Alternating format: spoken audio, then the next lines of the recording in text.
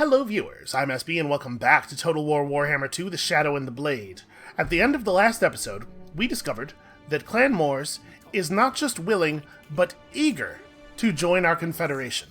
They've seen the work that Clan Scryer has been doing up in the north, in the Reichland, and they're eager to join up, eager to contribute, eager to come over here and to do some terrible, terrible things under our banner.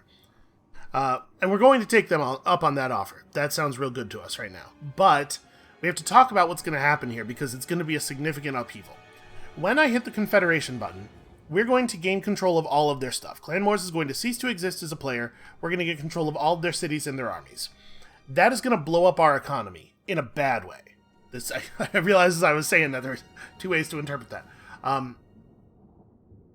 Because of the fact that each army that you own increases your supply line logistical costs by 15%, not an additive 15%, but a multiplicative compounding 15%, it is the case that even if, say, two players making X gold each can support 5 armies each, it is not the case that one player making 2x golds can support 10 armies. So when we take over all of Queek's stuff, we're going to be at like minus 100,000 gold per turn, and we're going to have to delete several armies. So the Skaven, as a force on this continent, are going to become considerably weaker right after the Confederation. In addition to that, we're going to get I believe, we're going to take on a temporary debuff that is going to dramatically lower our public order, which means we're going to see some rebellions, because there are some parts of the map where we are not doing so hot on public order already, right? It's going to be... we are entering a time of tumult here. But it's going to be good for us in the long run, and also, it will certainly mix things up right now. My only real concern is that taking on this confederation might make things unstable enough that the dwarves are able to eke out a survival in a situation here where we would probably have eliminated them otherwise. Although it is nice to see that Clan Moors pushed them out of Ekrund. Are there any dwarf settlements down here anywhere? No, there are not. Okay. It also means that we are going to be in control of this war over here, the Dragon Isles conflict, and we're going to immediately be in conflict with the Bretonnians down here in the Southlands.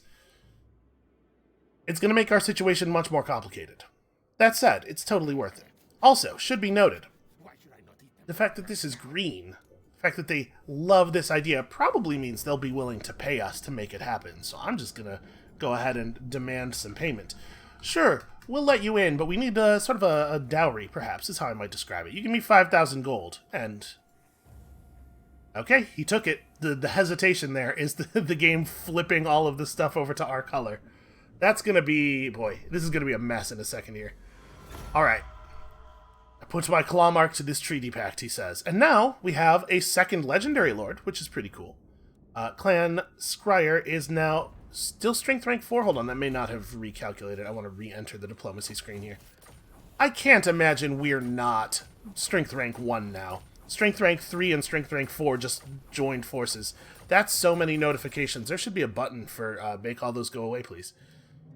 Alright, let's re-enter that screen. I want to see if we are... Yes, we are now strength rank 1 with a bullet. That said, we are only slightly more powerful than Lothern, and remember, we're probably going to have to power down considerably, so they have 68 settlements, really? That feels a little... How many do I have? Is there an easy way for me to... It's a lot, I know that. Alright, we are at negative 96,000 gold per turn, so right about where I thought we would be. Let's take a look at our new armies, because some of these are going to have to go away. Ikit Claw is exactly where he needs to be, doing exactly what he needs to be doing. Vomik is gonna have a role. It probably is the case that none of my armies, none of the armies I built, are going away. Bilefitch is maybe like one of the highest, the most likely of our armies to get nuked, but it's not super likely. Okay, Belagar Ironhammer at Schwarzhofen, that's a problem to deal with. Remamute's staying. Idar is just about to be ready to make some stuff happen. He's definitely sticking around. Stunkrich is, probably also sticking around. And then Infectique over here is working hard to get ready to fight Lizardmen. Lizardmen who are suffering attrition crossing the ocean. So hopefully we'll see some of these, some of their units get pretty torn up before they hit the shore. Really glad we walled up. Alright, let's look at everything else. Deathmaster Snikch is definitely a legendary lord. I don't really know anything about him, but so this must be a confederation that Clan Moors did earlier. They took over his faction. So what's his deal? His army is extremely good at ambushing, and he likes to have heroes. He has some bombs and stuff. He's been fighting greenskins all his life. He has a bunch of interesting legendary lord defeat traits. Apparently, the vampire counts would have liked us a lot on account of we killed High Queen Khalida. If only any of them were still alive. Okay. Some interesting stuff there. He is the Beard Hammer, and he's got a pretty cool cloak and a whirl of weeping blades. He's one of the few tri-wielding melee units in the game, I believe, because he is actually able to wield a sword with his tail in addition to holding a sword in each hand. And he likes to have assassin-y type units in his army. And how have they built him? He has full looter, which I don't know if I think is really... Okay, it's kind of a strange skill build. This is part of the problem with Confederation, is that the AI does not always build their units in ways that make sense. So he put 6 points into this box, which is going to make it pretty easy for us to cap out his red line, and then we can take on more quartermaster. So okay, this is not a horrible build. It's not a great build, but it's not horrible. What is jump scare? Enemy units are afflicted with temporary defensive penalties at the beginning of ambush battles. Wow, that seems really great. He seems like a very good dude. He's got that rat foo, no big surprise there. So, okay. He can give units concealment even while firing. That's pretty cool. He seems like a powerful dude. His skill points are real weird, but he's a powerful dude. Okay. His army is almost entirely guns and doomflayers. He does have they are running a hell pit abomination. Too horrible to die. Boy, what a world. Alright, Deathmaster Snikch's army I would like to keep around, but they're definitely very expensive. Murta the Warpsmith. So, remember, the part of the AI on hard is that they get like a ton of free XP all the time. So probably a lot of the units that we took on are going to be pretty high ranked. Probably we don't want to keep this army. Murta the Warpsmith is probably getting fired. Yeah, down here at 1 loyalty and everything. So we're going to hand off some of the units in this army to Deathmaster Snikch. Unfortunately, it looks like all the new armies... No, not all of them, but some of the new armies don't have any movement. So we actually can't have these two... Oh, no, we can. Huh. His movement range was a lie. We should pull some units out of Murta's army to cap up Deathmaster Snikch, and then we should delete Murta's army, I think. Because we really need to lose some armies. So, what do we want? He probably has enough guns. I wouldn't mind another Poisoned Wind Mortar. We don't need these Warp Grinders. Warp Grinders are not, I think, any good at all. And then down here, these are the kinds of forces that are probably going to end up in conflict with the Bretonnians, so I am inclined to take on the Halberd Storm Vermin. And then maybe also a unit of Sword and Shield. That'll get us to exactly 20. We could drop something else. I'm not wild about the Hell Pit Abomination, but I think we should keep it around. Poisoned Wind Globadiers. Like, I sort of... Maybe we want to take on another unit of Stormies. I'm just thinking, like, I want to make sure this army has enough bodies to stand in the way of enemies, because it's a little ranged heavy. You know what? We'll just run it like that. Oh, also, he has skill points I should totally spend.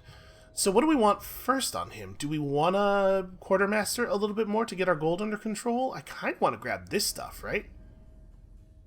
Plus campaign movement range. Plus speed for all units and concealment bombs for all your runners. He doesn't even have any runners. Upkeep minus 25% for all units. Hey, just dodge it. They're shooting an arrow at you? That's not a big deal. Just dodge it. Immediately causes siege attrition at a reduced rate, and wow. Man, Deathmaster Snikch is neat. I'm glad we confederated this dude. Alright, we're going to grab Jump Scare with the intention of taking contract loopholes on the next level. And then let's have a little bit more of a look around, but Murta the Warpsmith is definitely on the chopping block here. And apologies if you tuned in for wicked battles and stuff. A lot of this episode is going to be me zooming around the map, deleting armies, just trying to figure out the math. Okay, this thing probably needs to happen. I guess this is a place where we're going to fight a battle right now. We need to figure out which of these armies we're keeping, and if we win this battle, where's the nearest dwarven settlement? There actually aren't any. This is the southernmost dwarf settlement on the map. So if we win this battle, all they have left is this little bundle in the mountains. Okay. How do we want to fight this? We'll figure out exactly who's getting deleted and stuff after we do the fight. So this is probably the engaging army. There's a warp lightning cannon. Hold on, what's the siege situation here? We've not managed to build anything. We have no towers and no rams. I think probably what we do here is just pull back Obsife entirely and just have these two armies do the work, right? Because his army's in terrible shape and its units are pretty bad at siege. And these two armies have, like, mortars and stuff. What's the garrison of Karazakarak? Lots of iron breakers, hammerers. They have 2 organ guns and 2 flame cannons. Jesus. Okay. Who's nearby? Nobody. If this battle doesn't work out, it's going to be very difficult to reinforce. Okay, we're going to come back to this in a second. So that accounts for Scheif. Who's Morphinrot? Okay, this army can just go. So, sorry. You have to... Why may not the selected units be disbanded? Do I have to be in my own territory to do that? Is that the deal? No. Huh. I want to get rid of this army. We can replace the Lord, but that's not what I'm trying to do here. I'm not sure why the selected units may not be... This is not a thing that is supposed to ever be true. Huh. Let me see if that's happening with our other armies. So over here we have Knife. Skrull is probably getting deleted. Skrull can't get into movement range of that. Man, look at all the armies we took. Okay, a lot of these are characters. Compule Snarl is in the siege thing over there. This army can probably just go. They're just raiding the Bretonnians a little bit. So is it the case? Okay, no, I can disband this stuff. Alright. Guy's just a level 14 caster. None of his units are anything special. Once all the units in the army are gone, you can disband the Lord. Alright, that helped. Morphinrot, Knife, Obsife, Murta, and that's the end. Okay. So yeah, I think we're just gonna delete Murta. That will also help a little bit.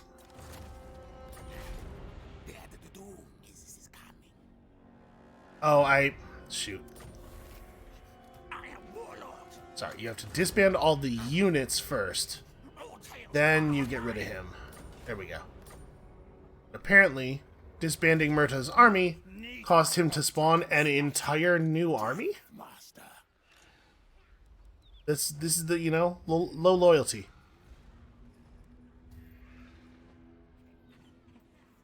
It's weird that his loyalty to the cause dropped by us removing his army in such a way that he then suddenly had another army. I don't know where he got all these recruits. But this army is not much of a threat to Deathmaster Snitch. Unfortunately, my guess is that when we hit end turn, these guys are going to run over and burn down the Bitterstone mine or like the Dragonhorn mines. We're going to have to chase them around. That's going to happen. There are going to be some rebellions. You can see here the Confederation debuff I was talking about. -8 public order for 5 turns. Everywhere. We also did lose our trade agreement. I wasn't even thinking about that. We lost our trade with Clan Moors, obviously. So that's a significant amount of money gone as well. Alright, back to it. You can see that number's come down considerably. We definitely have to kill some more, though. So I really wish that we could, we're probably just going to have to delete these guys. I don't really love that. There is a full-size army here. I mean, there's some good leveled up units here, but we just, like, we can't with this. Also, worth noting, we're going to lose territory. Because we now have a bunch of undefended borders, and we have a bunch of territories where the AI didn't bother to build walls properly. So, we're going to lose stuff right away here. So what is wrong with this army? We are paying a significant amount of gold per turn to be able to run this army. I wonder if the issue is because I'm in my territory now, right? Yeah. This is territory that we own. Is the issue the attrition? Am I not allowed to disband units that are... That can't be the case, right? Also, how are all of his armies at 1 loyalty? The AI doesn't manage their loyalty all that well. Well, not being able to delete this army is actually a huge problem for us. This is like a lot of money that we're paying every turn to keep these guys running. Warlock of Skaven Blight. And I would like to keep Skrull around, but I think looking at the math here, it's very unlikely we're going to be able to. Because otherwise, Ulrich Remvoldus is gonna get to sort of run wild for a little bit. Well, we have people in place to deal with him. Yeah, sorry guys.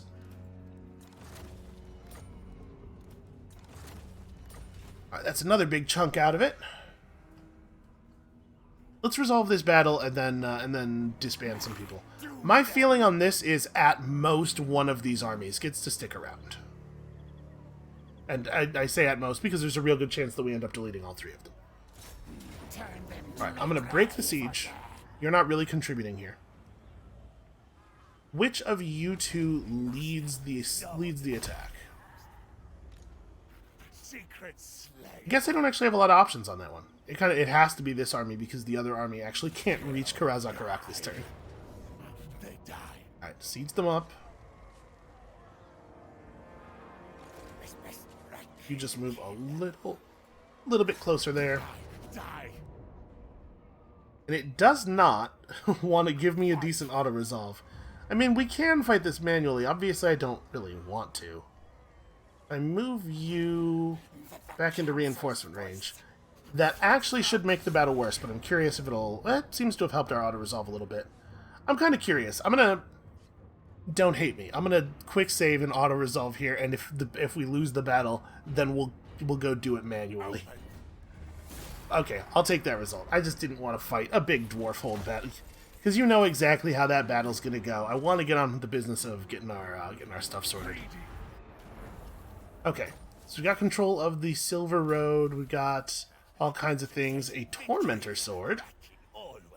Can make an enemy unit not able to move. That's pretty powerful. Scroll of Lycos, which makes somebody really fast. Okay. That's all good stuff. So, first of all, obviously, Obsaif Yulsef. Selected units may not be disbanded. None of them can be disbanded. Not a single one. Well, so, the number here changed considerably between that battle and from what it was before that battle. In case it wasn't clear, because this is pretty unintuitive, the predicted income counter doesn't actually update correctly in real time. As we were firing armies, the number was changing, but it wasn't changing to represent reality. It was changing to represent something completely different that is not reality.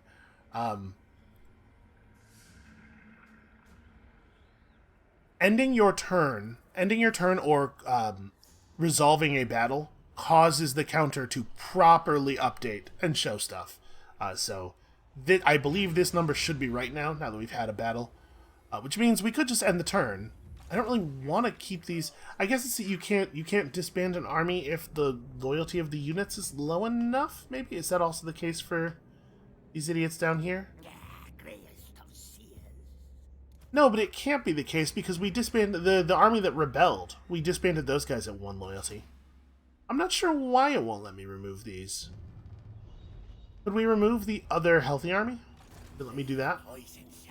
Yeah, okay, these guys can be removed. Interesting.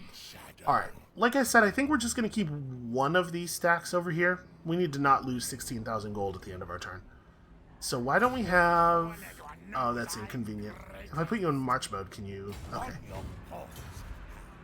Let's merge these up a little. So what do we want to keep from between these two stacks? Obviously, a lot of the melee troops here are very good. I'd love to keep maybe 2 of the units of poisoned wind mortars. We don't need those guys. This army is pretty gun light and is maybe a little bit melee heavy.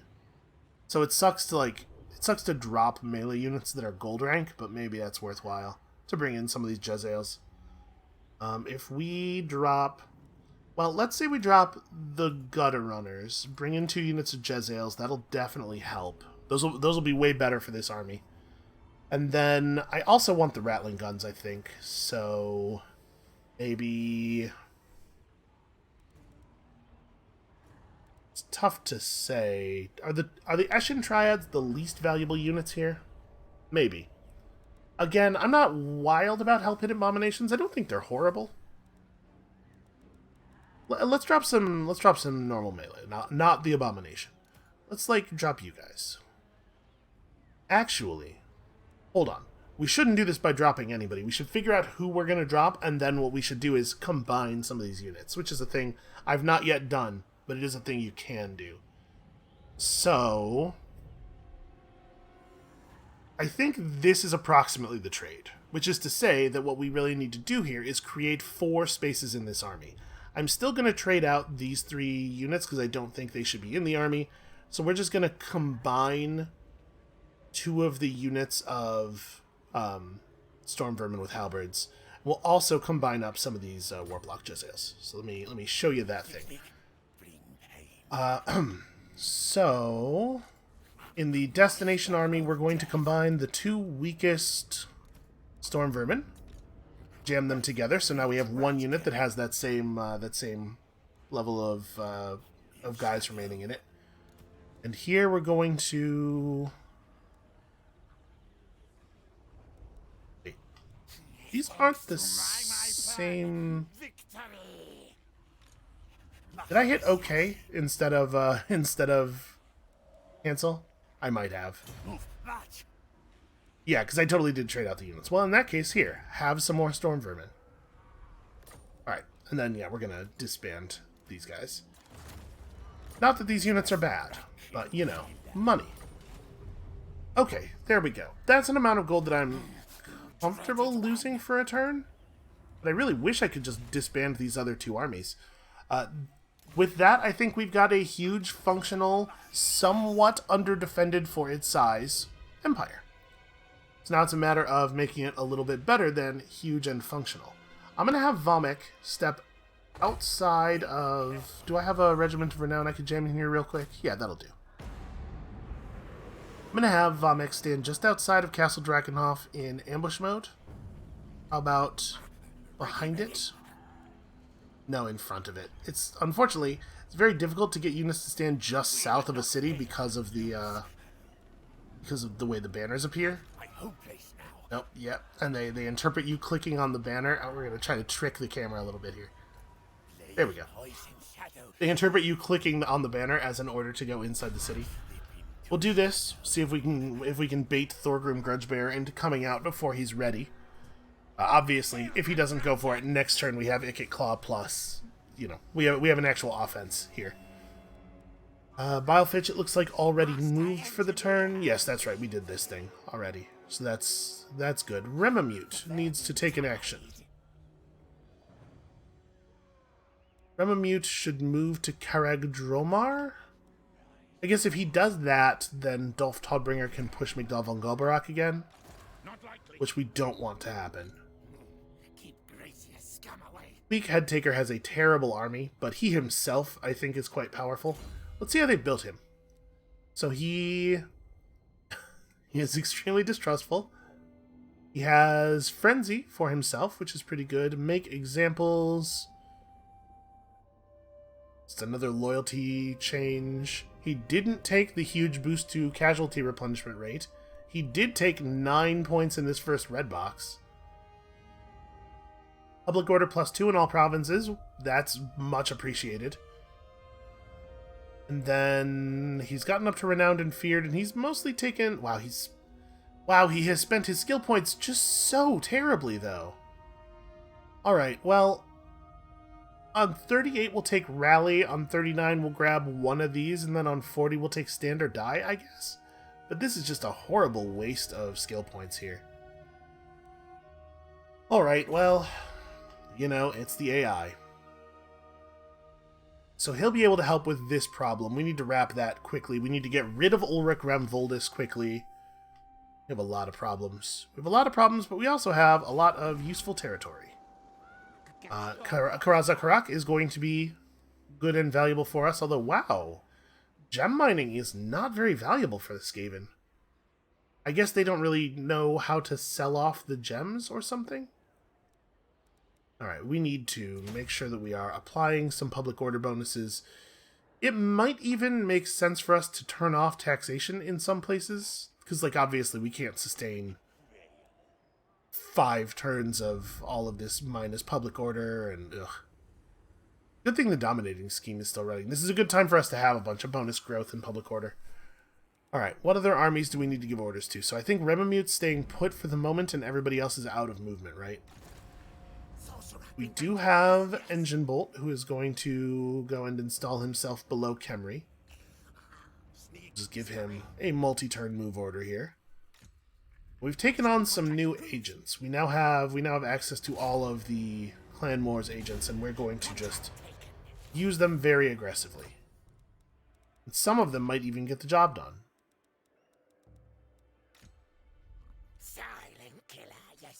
Irat was coming down here to mess with the Bretonnians, if I'm not mistaken.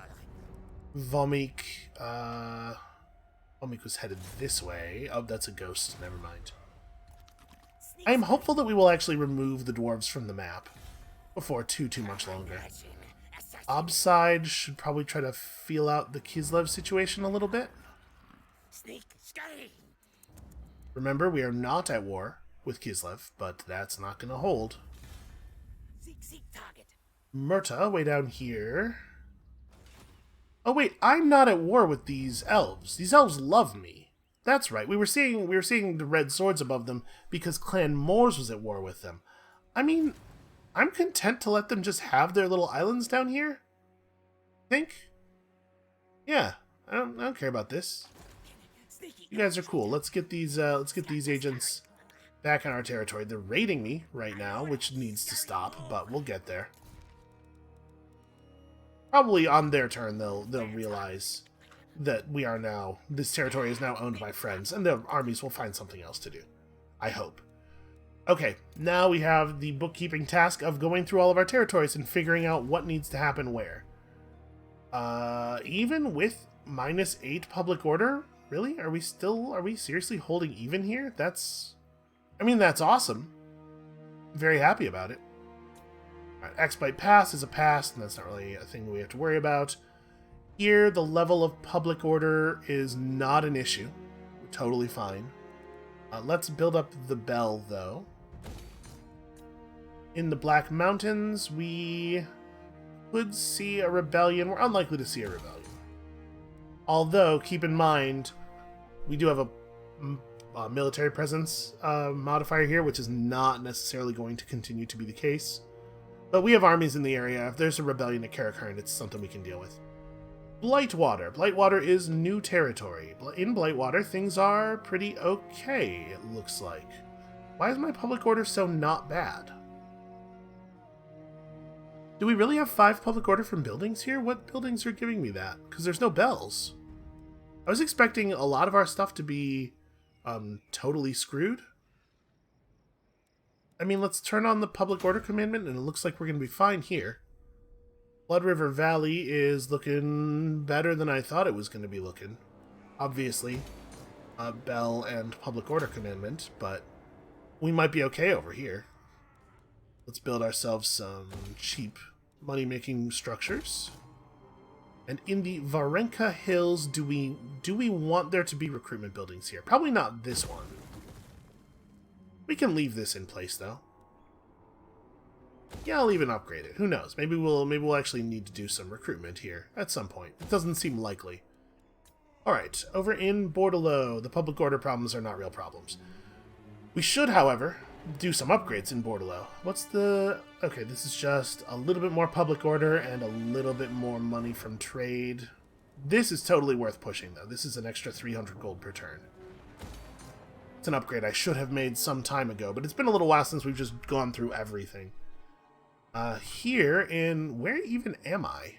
Okay, this is the far southeast. Nagashizar. We have a unique building, the Great Halls of Nagashizar. We're all immune to vampiric attrition, unlikely to matter at this point. Big leadership boost when fighting Tomb Kings, which could matter, because we are right up against some Tomb Kings now. There's a tremendous amount of vampiric corruption in this region, but it doesn't really seem to be an issue. We have upgraded bells, keeping things under control. Okay. We're going to put this place on food generation. It certainly doesn't need to be doing anything else. Yeah, recruitment structures, good money output. Okay, good management on the part of the AI there. Carcassonne will be just fine through this minor public order problem. And we have everything here that we could actually need as far as money-making goes. So I don't know what we would build in this slot. It's probably not really worth putting anything in here, but I guess we can, like... Here's a place to replenish your weapons teams. And then this upgrade is relatively small. I'm going to not do that right now. Hold on, we still may need the money elsewhere. Public order here is totally fine. They do have an upgraded bell. We also have the Clanmore's headquarters, which is putting out some stuff, some growth, bonus income from buildings in this, buildings in this province. Okay, that's a neat thing. We got some obsidian for our trade network, which I believe is this is a trade resource that we did not have before. I'm pretty sure. Out in Coron, things are fine. I don't want to necessarily spend any money here, I think. The creator of the Walking Dead. Waking Dead? Who's this guy? How does Teotihuacan think of us? Negative, but not hugely negative. It's possible that they won't declare war on me for a while. Obviously, war with me would have them dead pretty quickly, but also it'd be a pain for me to have to come down here and deal with it. Yes. You guys seem fine, so generate food for us. Death Pass also seems fine. Generate food. And we should probably install some... Oh, interesting. Deep magma caverns. Hell yeah, build me a thing that generates 400 gold per turn. Iron Rock does have the strategic location symbol. It's just, it fades into the mountain when you don't have it highlighted. Interesting. So we have a special stronghold here, an upgraded gold mine, and everything's running really smoothly. I'm going to be honest with you, I had assumed that a lot of the territory that we inherited from the AI was going to be just like all torn up and useless, because not great at the thing all the time. This is generating... Okay. Is this is the special building, right? Because we have the strategic location marker here. We're not missing something? Nope, the special building is just the core settlement structure. What is it doing that's so special? I don't know, it doesn't look like a landmark. Maybe it's not a landmark for me? I don't know. Well, whatever. Place seems fine. Generate food. So keep in mind, each settlement that we own costs us 1 food per turn. When we go to the generate food commandment in a place like this, we're not even offsetting the food that they're eating, but I'm trying to get our food somewhat under control. It would be cool if we weren't massively negative forever. I'm not sure that our food display is accurate at the moment either. Well, keep in mind we have some food that came in from captives, so yeah, the number is definitely wrong. Okay, here we need it to be on public order. We're going to get that all sorted out eventually. In Eastern Sylvania, things are already as good as they're going to get. Oh my god, I can mouse wheel down at a reasonable level of scrolling. It's incredible. Here, things are going to be just fine.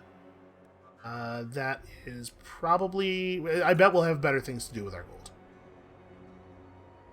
Here, we're okay. Just leave that as it is. Down in Noblar country, they've built us the Den of Dread Deeds. Apparently, they have a lot of buildings that just give public order and food and money. This is a really good confederation. You guys generate food.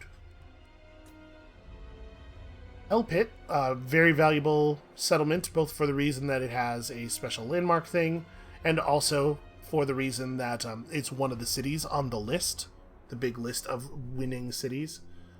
Here we're going to put this on food generation. This settlement, this province actually generates food, which is nice. And then the depths of the pit will make it cheaper for us to have monsters, but will accomplish basically nothing else. It does only cost 500 gold to build, but man, that's not a very good building at all. Let's maybe save this slot for an arcane generator, because it's the only thing left that can make money. We already have all the other money-making buildings. But yeah, that's fine. That'll be slightly negative for a while, and then it'll level out once the Confederation debuff goes away. Here we have a problem.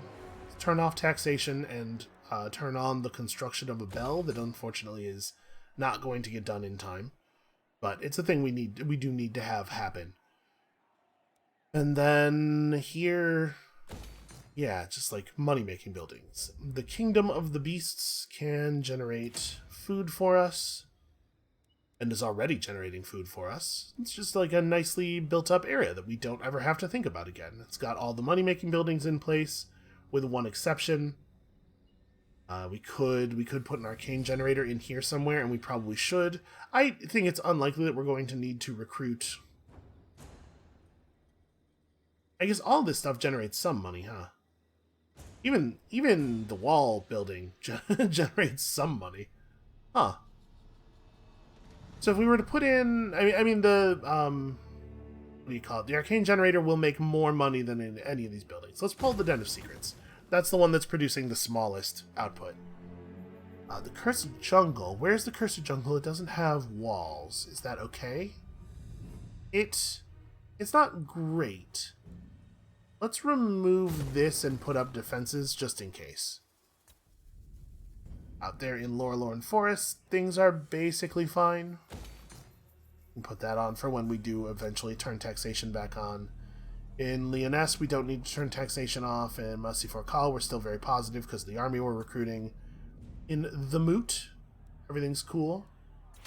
Generate food. I'm going to remove the recruitment structures. No reason for there to be recruitment structures. We can put up walls and stuff. The Moot's a weird little settlement. So this is where, I believe this is the capital of the Halfling Nation, which is technically part of the Empire. I don't know if they have plans for this in the future. Basically, I don't think they're going to include halflings as a faction you can play, but it is weird that this is set out by itself, right? In the northern World's Edge Mountains, things are terrible, and we're working on it. The northern Grey Mountains, things are fine. Northern Oblast, things are basically fine. I'm going to put these guys on food generation. Ostland needs to grow still. You know, I wasn't thinking. I'm so used to being able to drop down to, like, trivially low. But we're going to have to actually fix that. Hold on. We'll have to go back and cancel a build somewhere. Alright, this is fine. In the Plain of Bones, we can just generate food. In Reichland, we're already doing everything we can. In Skaven Blight, things are fine. Solend is not new. It's kind of a mess there. Alright, it looks like the situation, honestly, is a lot better than I thought it was going to be. This on food generation. We'll put this on food generation. They have a gold mine here, and no arcane generator. So we should probably remove something in this spot. Yeah, we'll pull this up and put an arcane generator in that place. Talabekland, let's do exploitative planning. Yeah, we're totally fine on public order here. 3 bells. That's that'll solve that problem. In Talsin, I'm going to keep us on public order for now, but when the Confederation debuff wears off, we're actually going to be in an okay spot there. Yeah, here we're doing this thing in the vaults. Ooh, in the vaults we're having some problems, huh? And I don't really have a lot of armies in a position to come over here, but I can't turn off taxation. Not really. The way we deal with our money problem here will probably be by turning on taxation in a couple of places for one turn until we can get our money sorted. So here we don't want to do anything. The Wolflands are fine and generating money. I'll pull this up. The AI builds a lot more recruitment structures than I usually want to. It looks like we can just pull that out and put in an arcane generator. Tilia is fine. Torgovan is fine. Remarkably. That's right, we now properly control Troll Country. The Western Border Princes, we can, I think, afford to be on exploitative planning.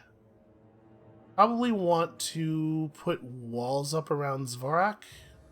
So let's drop the recruitment structure, I think. We need both, yeah, we probably don't need there to be a bell here because we can put a bell in Myrmidons, but it's fine this way for now. Winter's Teeth Pass obviously is a pass. Visenland is okay as it is. Widrioth is okay as it is. Tree is the tree. Ash River is a settlement that we are unlikely to hold on to. Yeah, Quitar is not going to be ours for long. So it doesn't really matter what happens here. We'll leave taxation on. And then Carrick 8 Peaks has occupied stronghold building, the Pillar City Hub, which is okay. That's actually quite a lot of money that's generating in total. Plus the plundered Dwarven Treasury, which is awesome. Holy crap, look at how good that is. And then we need Valea's Sorrow to max the to actually have control of this province, which we can totally get. These are reasonable builds for all of these places, I think. Okay, our funds are low. Let's go around to places where taxation is turned off and turn it back on until we hit a value that makes some kind of sense. That's not really that helpful, but also the Waterfall Palace isn't going to go into rebellion or anything, so we may as well. Hawkland, if we turned taxation back on, we would have a real immediate issue. Here, if we turn it back on, we don't really make a lot of money. Not worth it. The Northern World's Edge Mountains. Situation's tough, but that gold mine needs to be running, probably. Down in Peak Pass, there's not a lot of money to be had. In Sulland, we'll have a rebellion. In Silver Road, things will be rough, but we have an army in place. Yeah, taxation has to be on here. We have an imminent rebellion in the Misty Hills, and there's not a damned thing that can be done about it, unfortunately. We may have to just surrender the Black Pit to the rebel army, temporarily. And we also have this. That's not my problem. That's Karelberg's problem. So yeah, that army won't harass us. Okay. Well, we have ourselves a situation. How are we going to benefit from this in the short term? Honestly, the short term is going to be spent doing some consolidation, probably. And we're going to have to deal with the rebel armies and stuff. But I think the long-term value of the thing that just happened here is probably fairly obvious. We own a ton of territory. We have considerably more armies than we used to, even adjusting for the fact that we are obviously going to still be losing a couple. But we are exposed now in a way that we weren't before. We have a lot more border, and it's a lot... the defenses on our border are a lot less good. So, yeah, it's going to be a precarious position. More precarious than it was, certainly. Hopefully we can steer these Dark Elf armies to doing something useful. I can't remember. Are we allied with those guys? We might have a defensive alliance. If we do, we can try to direct their armies toward the western border. Let them cross our territory and fight some of our enemies. In exchange for our defense of the Dragon Isles. Who knows? They probably won't go for that. Also, we are no longer military strength 1 with the deletion of all of these armies, I'm sure. Okay, the dwarves did not see through Vomic's ambush. Will they move an army into it? No, they will not. World Walkers have confederated. Hmong is a faction that declared war on us at one point or another. So it's probably good that they're off the map. Tonians see us coming. Yeah, not a lot we're going to be able to do here. We could try to manual this to destroy the Hellstorm rocket batteries. Honestly, though, given the results of the last time or two that we tried to do that, I'm not. First, it's not certain enough that would work in a way that's powerful enough for it to be worth our time. Yep, Remvoldus is going to siege Barak Var, which is probably his last action. Oh, interesting. Different move. Fall back. Queek's army is horrible, by the way. I wanted to keep Queek around, but we're going to have to reform his force. He's got warp grinders, and that's never going to do. The battle against the Border Princes is going to be fierce, but hopefully short. They don't have a ton of territory, and we surround a significant portion of it. So I'm hoping we're going to be able to just crush them out of the middle of our northern lands very quickly. And we are defending against the Clan Scryer Separatists in an ambush battle. They successfully offensively ambushed us. This is actually pretty bad. They're, I think, very likely to win this battle. We're going to go plus leadership on one of the units of Stormies.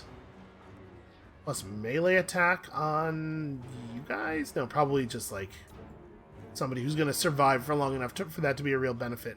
And this lowers the leadership of enemy flying units. That's not going to do it. Alright, let's plow all of the food into this and try to survive. We legitimately might lose this army here. Now, Deathmaster Snitch, as a legendary lord, of course, is immortal. So there's no chance we lose him. But I'm very curious how... The AI does not ambush you all that much. I'm very curious how they're going to set their army up. So this is going to be just the other side of that thing that we've seen happen over and over again. Which is to say they're going to catch us marching in a line and we're not going to have any control over our positioning. Oh boy. Yeah, like the first second or two of the battle plays out before you're even able to do stuff. It's actually kind of cool. I wish that the AI had the wherewithal to ambush you more often, because it's neat when it happens. So, what do they really have? They have a lot of pretty bad units, right? They do have some Plague Monks. These are low defense, high offense. They got some normal clan rats, some gutter runners. They have some rat ogres, which I'm sure at this point you know I'm not a huge fan of. I think we're going to be able to run the, they do have flamethrowers, which could be a problem for the warp flayers, but I think the plan here, or the doom flayers rather, I think the plan right now is to have the doom flayers run around and make life real awkward for the siege units. Although actually, when we command them to do it like that, they want to fan out in a way that doesn't really make a lot of sense. I'm going to give them individual approach orders so that they stay kind of close together as they do this thing. Alright, one of you needs to... Sorry, I didn't cue that. One of you needs to attack these guys immediately. Actually, that's probably the job for two of them. And the third one needs to... I mean, at the moment, the ideal plan would be continue along and get the other catapult, right? And then it's important to remember that these guys are weak Skaven units. They're not even... In addition to being bad units, they're going to have that problem that our garrisons often have of just like Skaven units without a competent leader being very, very bad at everything. So we're going to be able to work that to our advantage to some degree. I think I'm going to have the Poisoned Wind Globadiers start in on the Rat Ogres right now, because Poisoned Wind Globadiers have anti-large ammo, right? I think. Their armor piercing... Damage over time.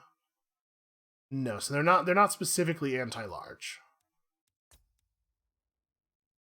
Well, still. Get rid of the Rat Ogres, because the Rat Ogres are effectively cavalry, and this is where all my guns are. The Warp Fire Throwers can turn and fire on the Night Runners. Try to get rid of them. We do not have a good way of defending our gun troops here. I'm going to have these guys do their best to fan out over here, just get in the way while we have the Ratling gunners move up the hill. This may or may not be good enough. We might find that we do not survive this. And then you guys have an order. You guys do not yet have orders. And I don't know that there really is anything for them to do other than go this way. So there's a unit of rat ogres between us and the flamethrowers. That's going to be tough to deal with. And then Deathmaster Snitch himself, I'm sure, is an absolute terrifying monster who is not going to be losing in combat to clan rats. So we can probably just have him run at the flamethrowers. Get all up in their face. The other thing we could do is have him try to run for the catapult crews, but he's going to get caught in a bunch of garbage. I'm going to have him just run for the flamethrowers. You guys, I don't know, figure this out. Just go this way and we'll figure it out. Alright, let's see how that starts. I do wish this army had a... oh, the monster, right. This is the first time we've had access to a Death Pit abomination. You can see here how it earned its name. I mean, it's a cool unit. It's a big, scary monster. Oh man, that's actually really... what's happening on the top of this thing is very gross. Okay, so he's huge, he's armor-piercing, he's terrifying, not super good against spears, obviously, but we'll figure out a use for him. We can have him just eat some rat ogres for right now. Good luck, everyone. Y'all have plans. It looks like we might... okay, we got our gunners away to their fallback positions. So we want to keep an eye on Snitch. When Snitch gets wrapped up in melee, we're going to activate the Whirl of Weeping Blades. That's pretty cool. And then when the Whirl of Weeping Blades ends, we want to make sure that he is redirected and goes after these dudes. Seems like all of the Doomflayers got caught up. Oh right, summons. Interesting that they're able to use... I guess for them the battle started a few seconds earlier than it did for us, huh? But yeah, it's interesting that they're able to use their summons before we are able to. I was not thinking about that. I'm going to have one of the units of mortars just dropping stuff right in here. You guys have to fight those clan rats, sadly.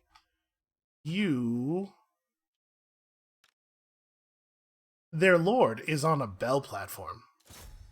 So we're gonna put the guns to him real fast. It looks like we've actually... I'm gonna put all the guns to him. Because it looks like we've actually taken control of this side of the battle pretty quickly. All these units are falling back. You just need to get involved with melee. Their melee units over here are already breaking. So I guess what you want to do is run over there and maul those plague monks. And... you move yet? Does this thing run out? Okay, we're gonna do this, obviously. They do have flamethrowers nearby, which they will probably turn on us, but they'll do... we know how Skaven flamethrowers work. They're gonna do as much friendly fire damage as they are damage to us. Maybe more.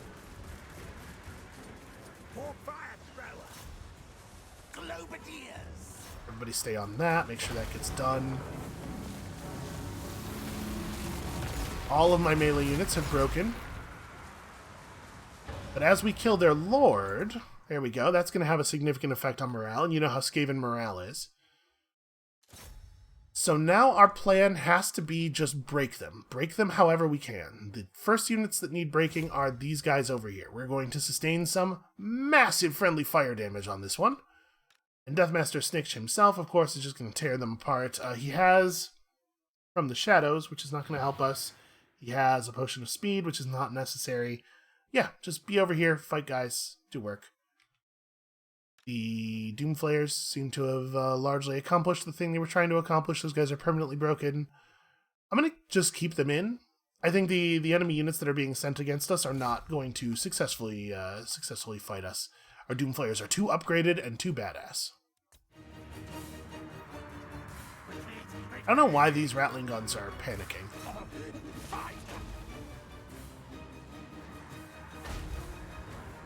think our Rattling guns should actually be pretty happy. Things are going really well for most of them. Need bodies. Just bodies. We need to reinforce this front. Attack those guys. Just do something. You guys have broken most of the stuff you were fighting. We need you to come over here and cause some panic. Just cavalry charges. You know, cavalry charges are scary. Mostly what we're looking to do here is scare rather than defeat. It's part of the value of the Hell Pit Abomination in this situation. Alright, so we've got those guys under control. The gunners are shooting into enemies that hopefully they will break soon. These gunners are... I don't know what they're going to do. I have those Eshin Triads run at the flamethrowers. Actually, Doom Flayers. Doom Flayers got to get those flamethrowers, because those flamethrowers are going to cause massive splash damage to all of our melee over here. I'm trying to make sure that I get just melee and none of the Doom Flayers with this command. Okay. What's the cooldown on this thing? Okay, it's almost up. I want to make sure we're doing this on cooldown, because he is constantly surrounded by enemies. And these dudes... probably could help with this at this point.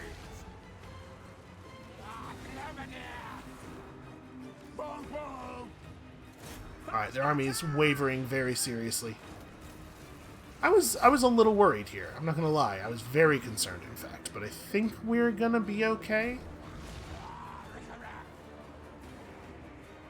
Their units are very devoted to killing that group of gunners. Okay. There we go. We held out. Deathmaster Snitch is a terrifying monster. Also, our terrifying monster is a terrifying monster. Look at it.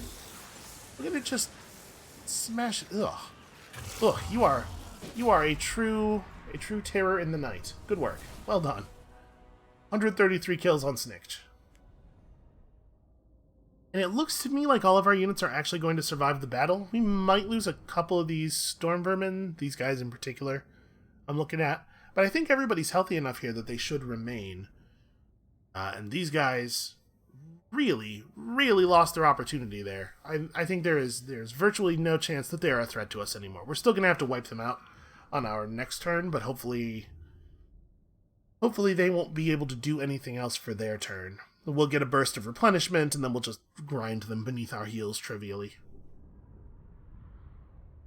Which is good. I was like, having lost this army wouldn't have been a big deal for us in the strategic sense, but it would mean a lot of highly leveled and highly experienced units that we cannot really replenish easily going away. So I'm glad it didn't happen. And I'm glad they did that instead of going to burn down a settlement. Hugely bad move for them. Okay, a message arrives from Skaven Blight. The petulant, angry little Skaven slaves have risen up. The Lords of Decay have requested forces to suppress the treachery. So, we can enable attrition for 1 turn on Ob-Sifilsif to raise his loyalty. I think that's worth doing. So hold on. I wish it would let me look at him. This Ob-Sifilsif is the guy that's standing outside of Gate Peaks, right? I'm going to refuse to send him money, because we're just going to disband his army. Except that I'm not allowed to for whatever reason. I was hoping that would no longer be the case this turn. We have an imminent rebellion in Hawkland, which means that we may as well turn taxation back on. All of our armies... Okay, recruitment costs up, but recruitment ranks up as well, and then a bunch of nonsense happened. We do need to go through all of our characters. I'm going to do this off camera. I'll go through all of our characters and make sure our equipment makes sense and stuff. So we don't actually have anybody but Queek Headtaker in position to fight Rem Voldis. But we can do that. We can provide him with backup. Let's have you pick up... Let's max out Plague. And then in March mode, you will just barely make it out to him. I think we want to shut this guy down right now. Stun Critch's backup to Queek Headtaker should make that pretty easy. Man, Queek's army is real garbage, huh? That's alright, the stun crit is going to do the work here. Also an ambush. An ambush is nice. Skaven can have a little ambush, as a treat. Okay, Queek Headtaker just at this moment became a superior attacker. The second I came in control of him, I think that's got to be noted. We are definitely responsible. Do I want to just take life is very cheap? Because man, that's pretty good replenishment. I mean, Rally's a good skill. Standard Die is also a very good skill. And his replenishment rate is fine. Like, look at the big chunks these guys are getting back.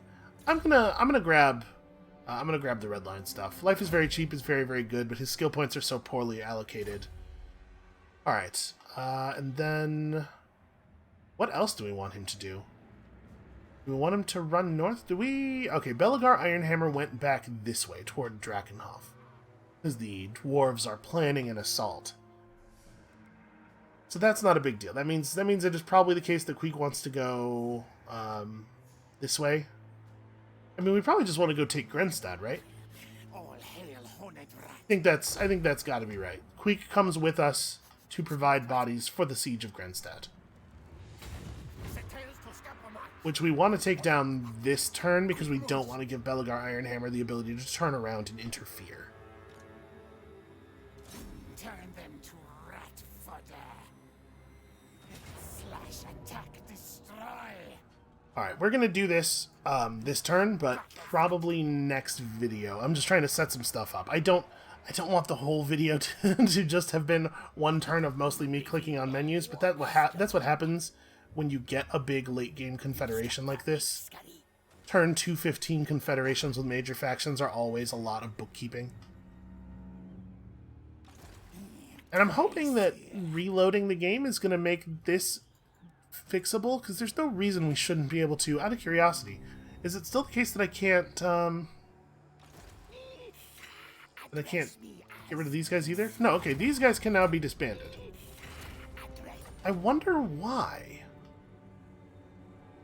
Huh.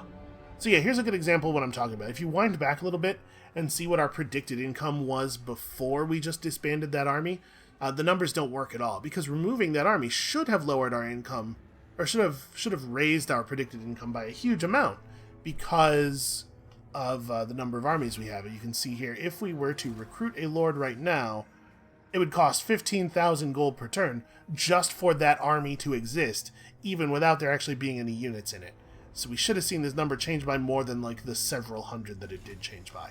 And again, it'll correct itself once something significant enough happens, like us reloading the game. Alright, the next thing that we have to think about is Dwarf Town. They are now concentrating. This might be literally all of their military right here. We have 19 units under the command of Thorgrim Grudgebearer. I mean, we got to catch Belagar Ironhammer out, right? Does Ikit Claw have... Yeah, in March mode, he will easily have movement to get in reinforcement range. So he and Vomik can just take down Belagar right now.